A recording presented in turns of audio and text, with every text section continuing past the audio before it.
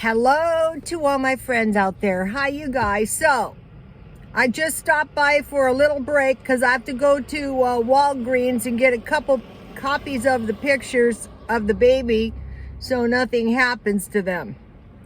So, I made mention of the fact that I work at home, but I have a lot of new followers, so I want to tell you guys how I earn money at home, how I'm self-employed. When I was working as a hairstylist, this lady came into the shop and she was telling me that she had retired to Arizona and she had lost everything. I mean, she had the clothes on her back and she had to live with her son. I can see how that happens. It's not good. Well, my son's new house has 5 bedrooms. Just kidding, Misha. Okay, that's not funny. So anyway, what she did, and I thought this was super smart, is she started collecting junk people left at the swap meet, and then she would take it and sell it the next week.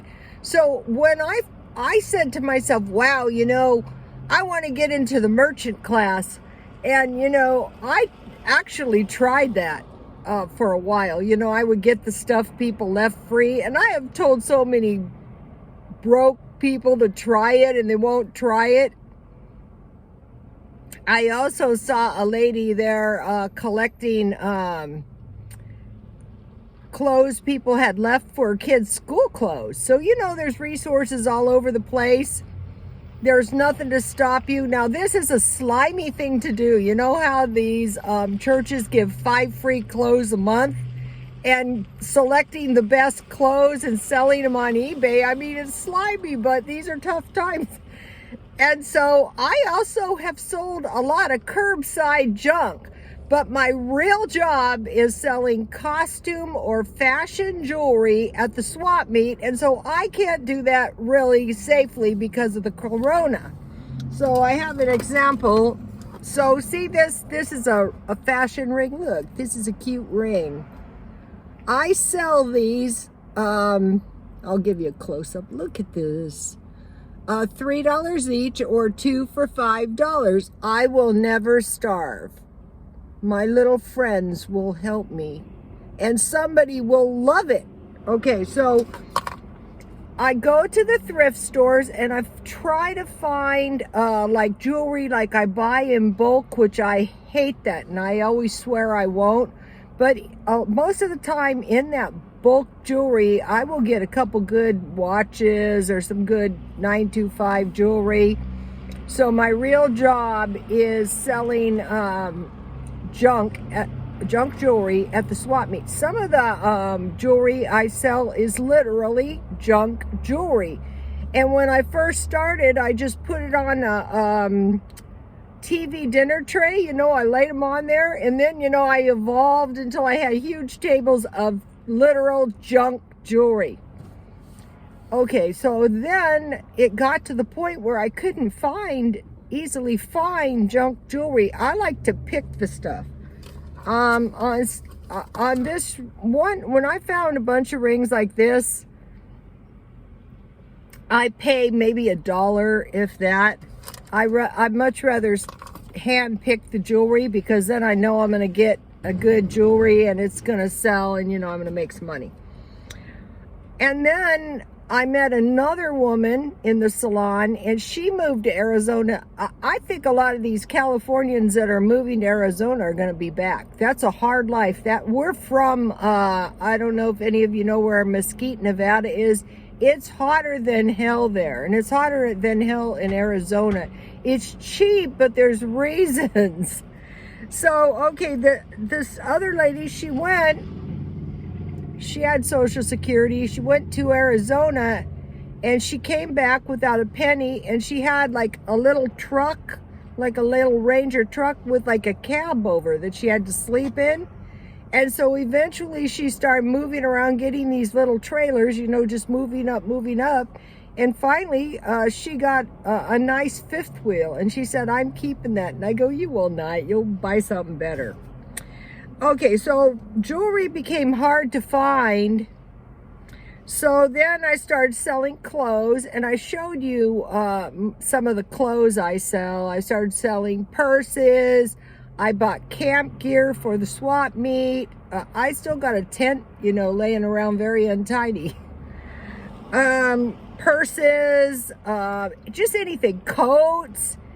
Clothes are very easy to sell. So when you're selling at a flea market, kitchen junk, some of the most successful swap meet things I ever did was I just gathered all the junk up in the house and sold it. When my son was about 16, he had a friend, David, and they used to sell my junk, and get the money. So I go to the thrift stores. I'm going to do that today a little bit.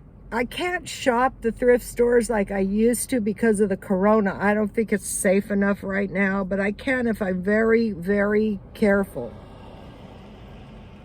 Like I don't stay if it's too crowded, or if there's lines, I don't stay. Okay, so then, so I was thinking about this thing. I talked about it yesterday. What we do today creates tomorrow. So that little ring, I bought that, a couple years ago. So that was what I did yesterday that creates the inventory that I have today. And I would do this habitually, work just a little bit at a time habitually. And so I brought in my car my crafts. Okay, here is a little hat that I'm making for the baby, and I will show you. And if I get a couple, what I'll do is I'll work and then I'll take a little break. So that way I could work for hours and hours and hours without fatiguing myself. And then I work at home the same way, just little by little by little, not to the point of deep fatigue, because I don't think that's productive. And then, so while I'm out doing my thrift store work, working at home, I think once people get used to this self-employment and working at home, they never want to be paid hourly again. I know I would never want to. I used to sit in a shop from morning, like 8 in the morning, 8 at night, if they open that early. A lot of times they controlled the hours, which was super stupid. You pay the rent. Why wouldn't you open every hour you could? Because you don't want to. Okay, so you want to complain, no money, no money. Okay, now, so I will look for a couple of markdowns. If I can buy the markdown food places, I'm not going to spend too much money. So now if you have water, food, and shelter, you literally have everything you need. So how you prosper is you don't spend any money because you have everything you need. But today I might buy a couple tomatoes because, I need a couple tomatoes. And then the last thing that I will do is I will stop by and I will take a quick peek at the baby. I'm not handling the baby too much or staying too long because it was a really difficult birth. She was all bruised up and battered up. She's coming out of it. And so, I'm just taking a look and enjoying the the fact that she's here and everything. It's very fun, actually. I'm sure all my followers have had grandchildren. If you're my age, your grandchildren are in college. So I am having my fun. Okay, you guys, I will see you later. It's the end of the month, so now today creates the end of next month, so we're going to be cheap.